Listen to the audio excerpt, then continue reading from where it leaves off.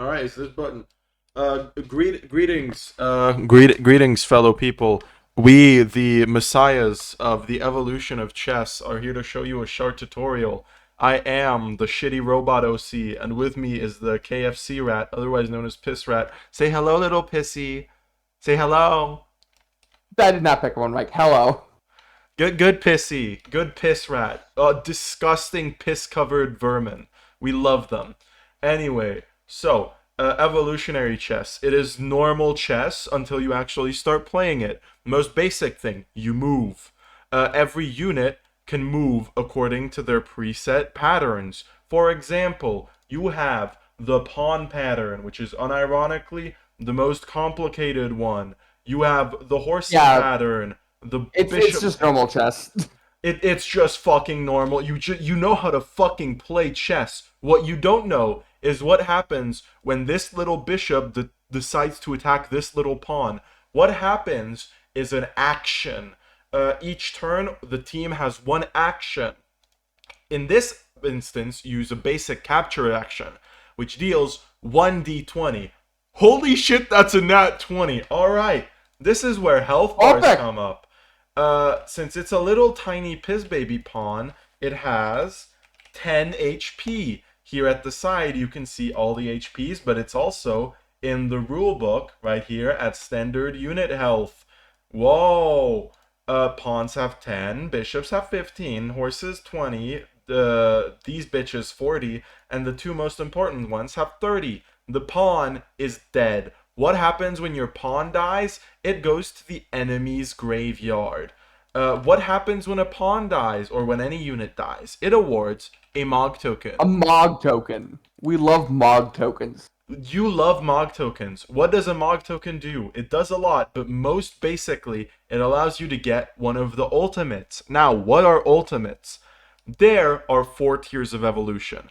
Tier 1s, Tier 2s, Tier 3s are what you'll be playing with. You need to get a unit of the previous tier to unlock a next tier.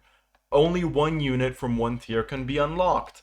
You can at any time, by spending 5 Mog tokens, get yourself a ultimate evolution. What an ultimate They evolution... break the game. They break the fucking game. What an ultimate evolution does is way too much. They are fucking broken, and these are what you call game enders. 2 6d4s. Too much damage. Yeah, they're too... typically your win condition in most scenarios.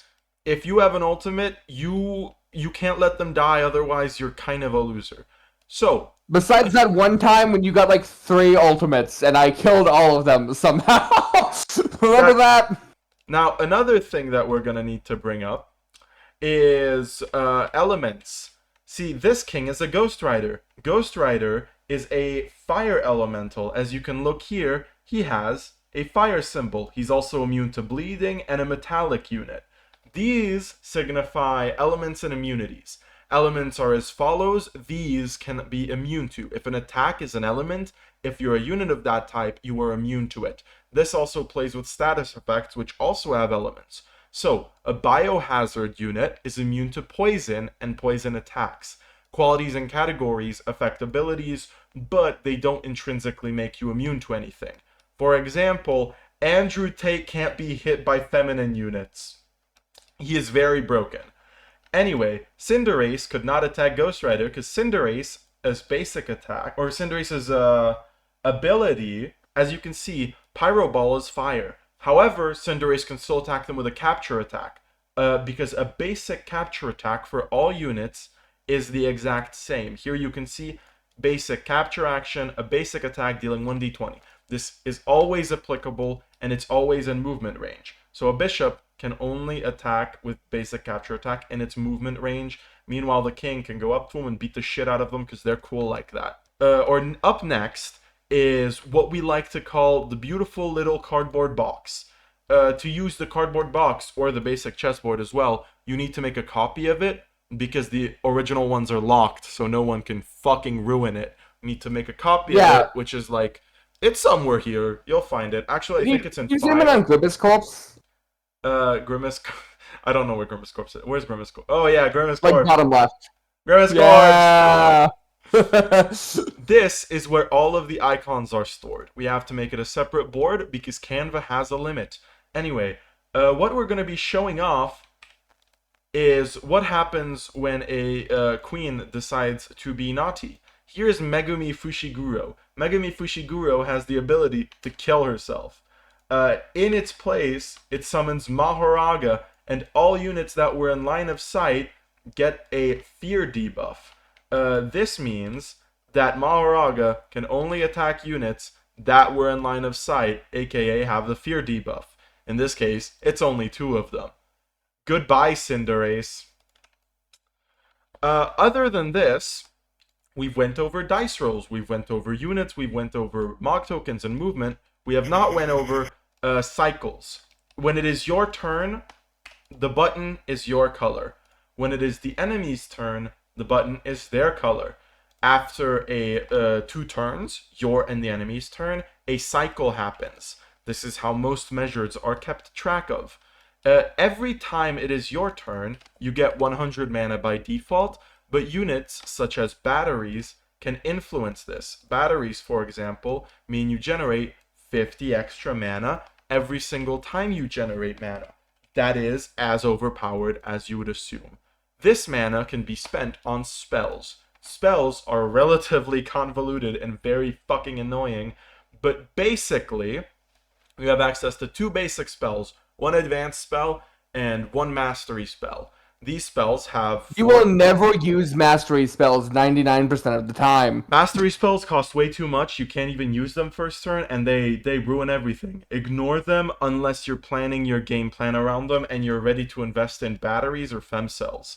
Anyway. Yeah, mastery spells fundamentally change how the game is played. Like, they're crazy. They just don't bother with them at first. The main 4 stats a spell has is mana, which is the actual mana cost. It's uses. The first number indicates how many total uses they have, and the second number indicates how many times you can use them in a turn. The cooldown stat refers to how many cycles you need to wait without using the spell. If a spell has a cooldown of 1, you use it. Next time it is your turn, you can't. And after that, you are free to use it again. This is triggered once your allocated amount of turns for that turn, or allocated amount of uses for that turn, are used up. A cooldown of 0 means that you can use it every time it's your turn, given that you use only the amount that you have available. Mastery Charge is the bullshit one. Mastery Charge refers to the button. You can only use it after as many cycles have passed as Mastery Charge. So, for example, a spell with a mastery charge of 8, like Gladiator, would require the button to be on the 8th cycle. Now, what about Snowstorm? We don't talk about Snowstorm. Anyway. Yeah, we don't. I am fairly sure that is everything. You can go into chessboard mechanics, additional clauses and turns when it comes up. Most importantly, as I mentioned, are actions, which are used up with most of your actions. A basic capture attack is an action. Movements are counted separately. Usually, there is only 1 movement per unit. So a unit can only move once, and that is all they can do. Actions typically also need a movement to be executed, such as basic capture attack. Capture action. And under 99% of circumstances, at least, you can only move 1 unit per turn. Yes, unless you have multiple actions or independent units or like gray units, or it's an ability. There's actually a lot, or it's a delayed action that moves you. It's a capture attack. Yeah, that's like the confusing shit that we're not going to get into right now, though. Really short. You can move 1 unit once, typically. If you have multiple actions, you can use up multiple units. However, each unit, when it moves, has exclusivity rules applied. That means that if you've moved a unit, you've basically used up an action, or you've devoted an action. Which means if I've already moved with this pawn, I cannot move anyone else. I can still, however, use a delayed action with them, for example. This is the effective exclusivity rule. It's better explained here in the rulebook. I'm not going to read it because that's what losers do. I can't read. Anyway, actions require a movement. This means that to capture attack, I need to use up a movement and an attack to deal a dice roll amount of damage. Delayed actions don't need a movement, so I can move, then use a delayed action.